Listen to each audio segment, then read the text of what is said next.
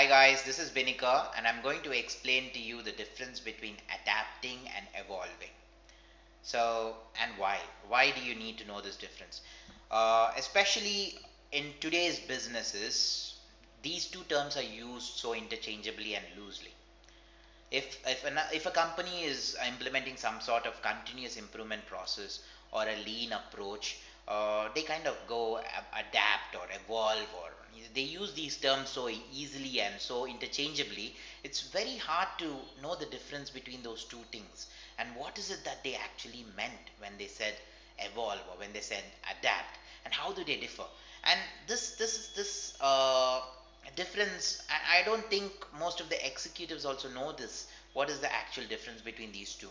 So I'd like to try and break this down in this video and explain to you what is adapting using a few examples, and how the same example can be applied in the case of evolving.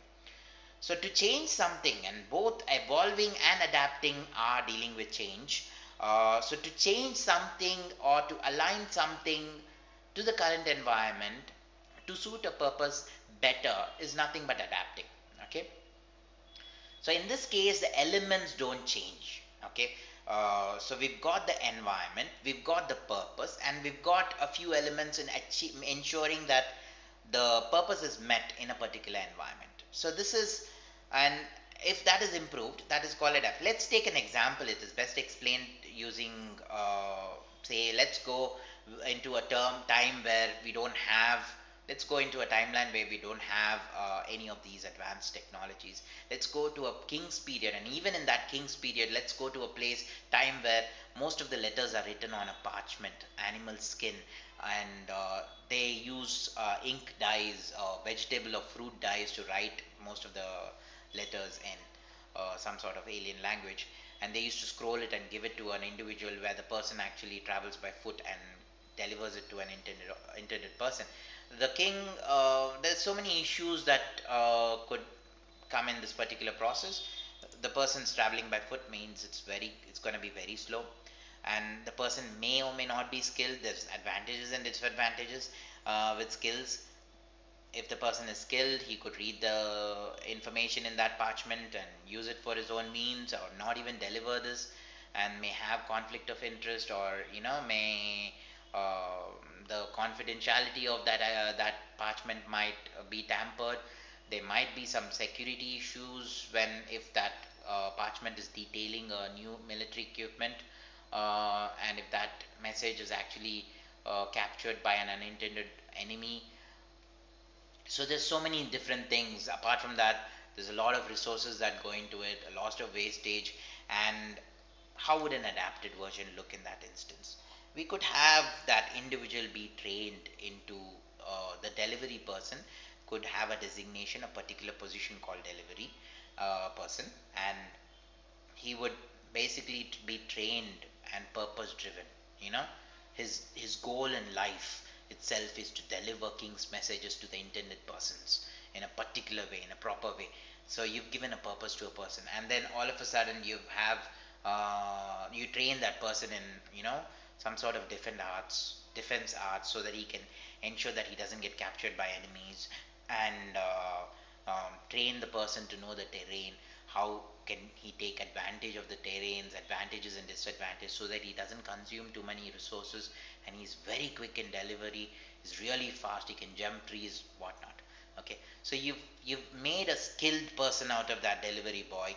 And then you could also have certain technologies, aligned technologies, such as sealing technology, where you can, instead of scrolling it, you can have some sort of an envelope and a king's seal, which is uniquely identified, and a name written on it, and the person can be educated to enough to read the name, so that even if he forgets it, he could just transfer it to another skilled person, who could just go, right, this is intended to another king, so let's go and give it to the king. So this sort of change is more an adapted version of the previous version described.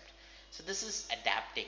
In this scenario, we haven't really changed the elements, we've improved on the elements.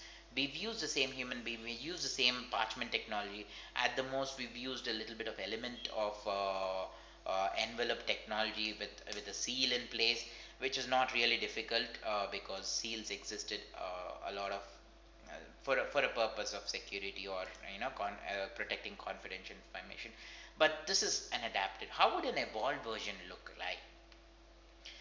Now, in nature, we have, instead of using human beings to transfer this message, we could use a human being, but we could use a horse.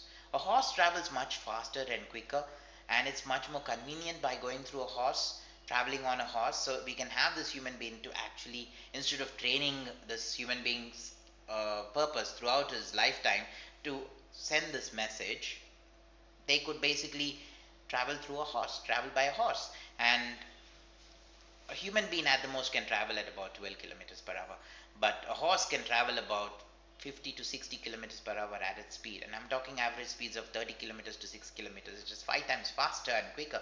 So the key element is changed. So the human being is no longer walking.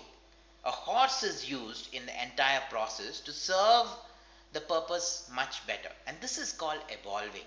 So this is where you evolve into another thing. So that's the basic difference between adapting, where the key elements don't change, and evolving, where the key elements do change, but usually they are much better suited for the purpose. Okay, so this is what I'm trying to explain, this difference. And it actually matters a lot, because these terms are used so interchangeably.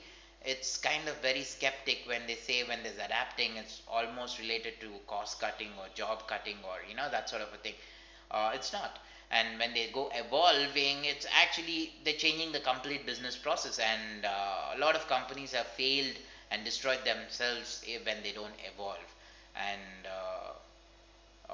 when they don't adapt as well. Adapting is not much of a big change, but evolving is. So I'm going to cover more topics around these areas, but that's the difference. And I hope you enjoyed this chapter. Talk to you later. Thank you. Bye.